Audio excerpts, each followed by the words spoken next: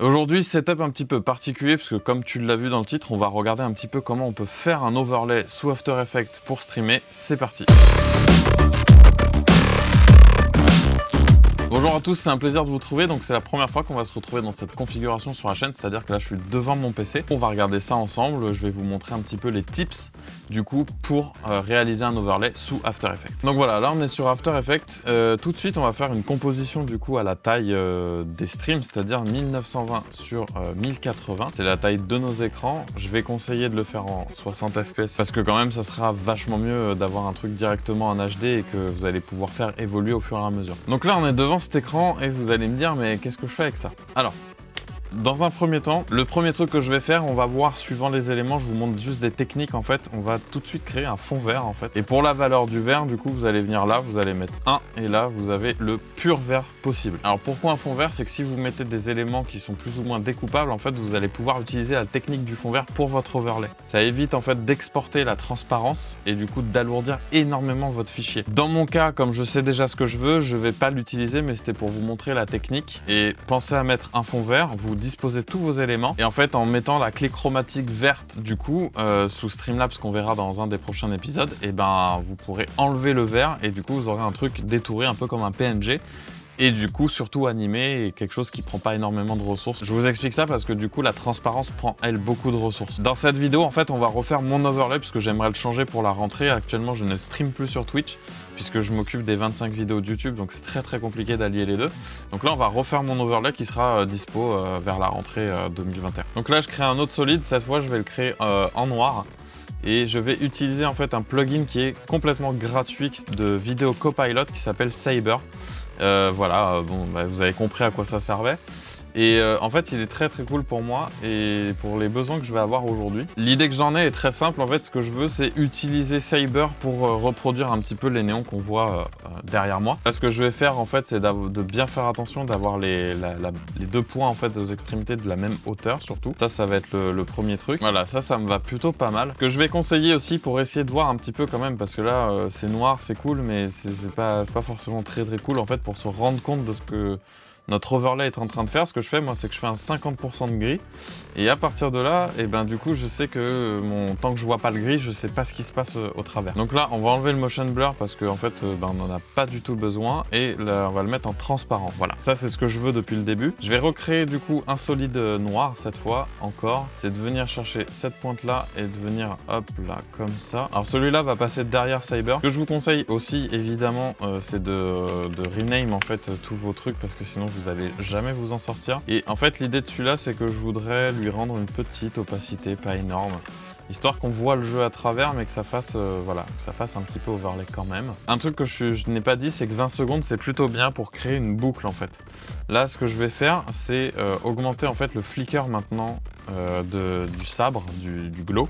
Et on va regarder ensemble ce que ça fait. C'est pas mal, mais c'est pas encore ça. Et je regarde du coup la vitesse de flickering pour voir si du coup ça me plaît. Pensez aussi à sauvegarder votre projet, comme ça il se sauvegarde normalement automatiquement et tout. C'est assez pratique pour pas perdre son taf. Bon, je reviens de ma pause. Alors du coup, là on a fini. Ce que je vais faire maintenant, c'est rajouter en fait toutes les mentions de texte en fait qui vont être en rapport avec les streams. C'est-à-dire dernier sub, dernier cheers, top don, dernier follow. Et ensuite, il restera à mettre quelque part un encart pour la caméra et aussi pour l'uptime que moi, en tout cas, j'aime bien rajouter. Ça dépendra de votre police. Moi, en tout cas, j'utilise Bebas qui est très connu et qui est très bien parce qu'en fait, elle est très compacte. Donc là, je vais le laisser ici pour l'instant. On les calera après et surtout, je vais les dupliquer puisqu'il y en a plusieurs à faire. Là, du coup, je suis en train de réfléchir à ce que j'aimerais bien faire. Donc là, on va recréer encore un solide noir, décidément. En fait, je vais changer la couleur parce que sinon, je vais pas m'en sortir. Je vais lui mettre un petit rouge comme ça. Et en fait, ce que je veux, c'est que ça, ce soit l'emplacement plus ou moins fixe de ma cam. Je pense que si on prend 25% de la taille initiale, ça devrait aller. Donc, ce que je vais faire, encore une fois, on va créer un Saber. Je vais pas m'embêter, je vais créer exactement le même. Là, comme on le voit pour la cam, c'est un peu trop gros. Pour le Just Chatting, ça peut être très bien. Donc là, moi, ça me va parce que ça va faire pile poil le Just Chatting. Donc, c'est très cool. Donc ensuite, le truc que j'avais oublié en mention, c'est le Follow Goal et le Sub Goal. Pensez à bien les écarter parce qu'en fait, le problème qui va se passer si vous les écartez pas assez, c'est qu'en fait, il y a des pseudos des fois qui sont vraiment très longs. Je vais caler ça, mais je pense que la taille est encore trop grande même pour un écran. normal. Donc là, on est mieux. Ce que j'aimerais en fait, c'est que ça colle un petit peu au core size. Sinon, ce que je vais faire, c'est baisser le core size en fait ici de Saber et je pense que ça sera mieux. Voilà, j'aime bien le petit côté quand même où c'est un peu plus fin. Alors ça, j'ai pas de technique particulière, je vais juste l'écarter au fur et à mesure. Pour simplement qu'il y ait un espace à peu près cool à l'œil. Et follow goal, sub goal, c'est pas très gros donc je les détache un petit peu. Et là, le dernier que je vais rajouter, ça va être encore un Saber. Je vais prendre le Saber Cam en fait, plus ou moins je vais le dupliquer, comme ça il est déjà plus ou moins prêt. Hop, on va zoomer dedans pour voir quand même sur quoi on travaille, toujours à le faire.